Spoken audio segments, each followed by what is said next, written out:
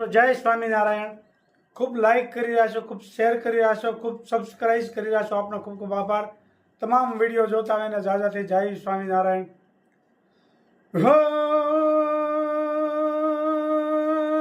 ધન્ય તારી મથુરા નગરી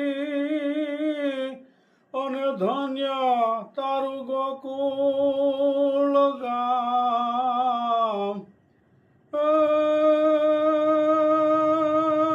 ધન્ય તારી જશોદા માતને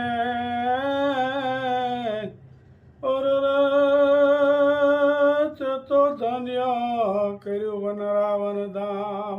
જય સ્વામી। મેથીન બોળો વઘારું છું। આ મેથીન કુરિયા છે। સરસ મજાનો મેથીનો બોળો થઈ રહ્યો છે, આપ જોઈ શકો છો। મેથીનો બોળો ચાલુ થઈ ગયો છે બનાવવાનો।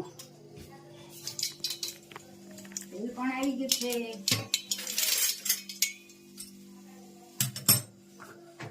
તેલ થોડુંક આમાં હમાયાળા દેવું પડે, ધુવાડા નીકળે દેવું। લવિંગ નાખ્યા હોય ને તો આઘું રહેવું પડે, લવિંગ ઉડે। બોલો નાખી દીધું, જો ફટાક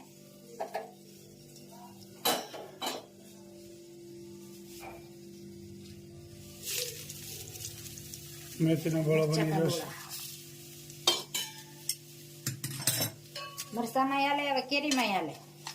એમાં ચટણી નાખી દઈએ ને એટલે કેરી હારે ખાવાના। કેરી આવી ને અને થોડી વાર શેકવા દે, ગરમ કરવાનો થોડોક, એટલે કડકડીયો થઈ જાય।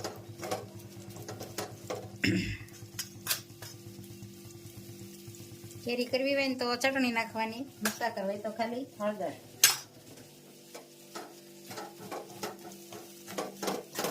આમ શેકાવા દઈએ ને એટલે કડકડીયો થઈ જાય। સરસ મજાનો મેથીનો બોળો બની રહ્યો છે।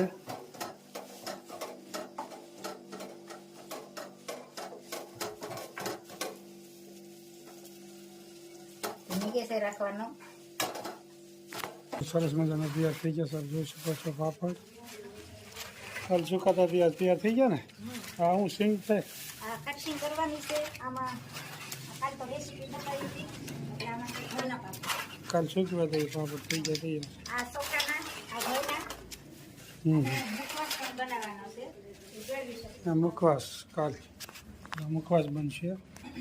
થોડું બધું ચાલુ જ છે કામકાજ। આ હળદર,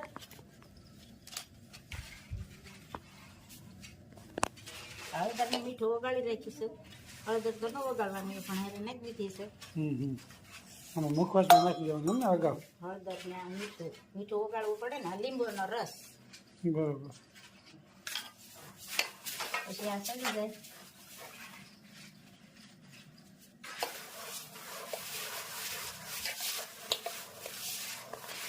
મુખવાસ તૈયાર થાય છે ને, મુખવાસ શેકવાનો ને તારે કાલ શેકવાનું। મુખવાસ તૈયાર થઈ રહ્યો છે। હળદર, મીઠું અને લીંબુ।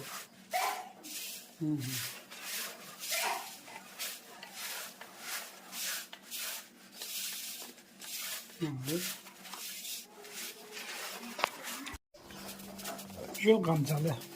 મુખવાસ સરસ મજાનો મુખવાસ બની રહ્યો છે, આપ જોઈ શકો છો। હવે થોડા ભીના હોય ને, સરસ મજાનો મુખવાસ। હા, આ થોડા ભીના હોય ને, મીઠું ચડાવ્યું છે ને પેલા। મીઠું ચડાવ્યું, હળદર, લીંબુ। સરસ મજાનો મુખવાસ બની રહ્યો છે, શેકાઈ રહ્યો છે। થોડી વાર ફાસ્ટ ગેસ રાખવાનો, તડતડ થાય ને પછી થોડોક ધીમો ગેસે શેકવાના, એટલે ખુલ્લી ઈંદડા જેવા થાય। બરાબર। તળતળાટી સાંભળી શકો છો, તલકી। મુખવાસ શેકાઈ રહ્યો છે, સરસ મજાનો। ખાતા પછી ખાવા આવજો મુખવાસ, જમ્યા પછી। એમાં પછી મુખવાસ થોડા કઈ ધક્કો ખાય, જમવાનું કે તો બરોબર છે। એ પછી આવે તો જમાડવી ને, મુખવાસ એ ખવડાવી ને। નકરો મુખવાસ ખાવાનો ધક્કો મોંઘો પડે ને। નકરો મુખવાસ નહીં, પછી તો જમાડવી, શીરા પૂરી। સરસ મજાનો મુખવાસ શેકાઈ રહ્યો, સરસ મજાનો મુખવાસ તૈયાર થઈ ગયો છે, જોઈ શકો છો। ખૂબ સરસ મજાનો વિડીયો તૈયાર થઈ ગયો છે। લાઈક કરો। કરો, શેર કરો, સબસ્ક્રાઇબ કરો અને મુખવાસ ખાવા પધારો. જય સ્વામિનારાયણ. શું કામ ચાલે છે? રીંગણા કા શાક.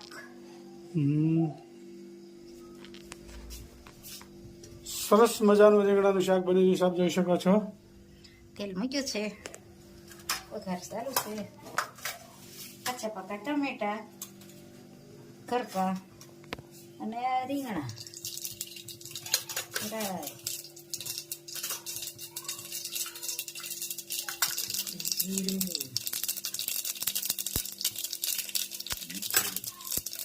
ને કરકા ટમેટા. ખૂબ સરસ મજાનું શાક બની ગયું, આપ જોઈ શકો છો.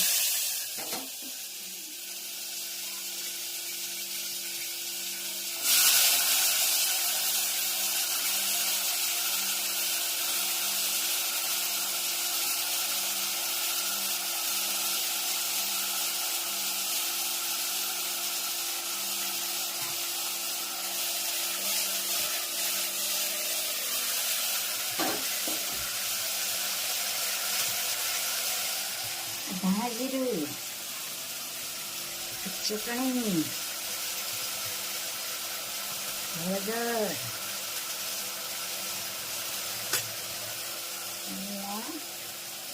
નિમક, રીંગણા કશા ફેર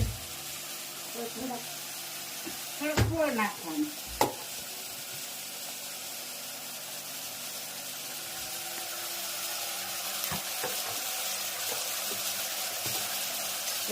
થોડીક સરવા દેવાનું.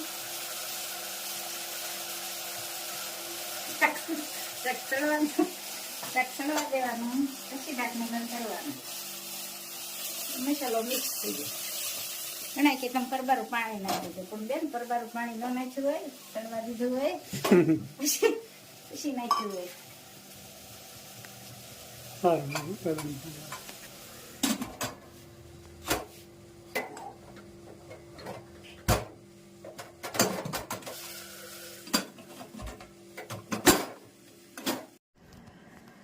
મમતાબેન પટી કહે પાપડ ખાવા આવવું જોશે તો જરૂર આવજો. વર્ષાબેન સોની કહે પાપડ, દાળ, રોટલા સરસ. યુએસ થી યશુ ભટ્ટી કહે સરસ, પાપડનો લોટ સરસ.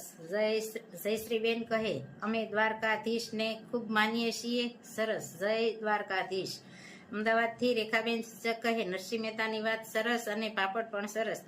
દીપ્તિબેન કહે બાબુ તમે ખીચી કહો, અમે ખીચું કહીએ, સરસ.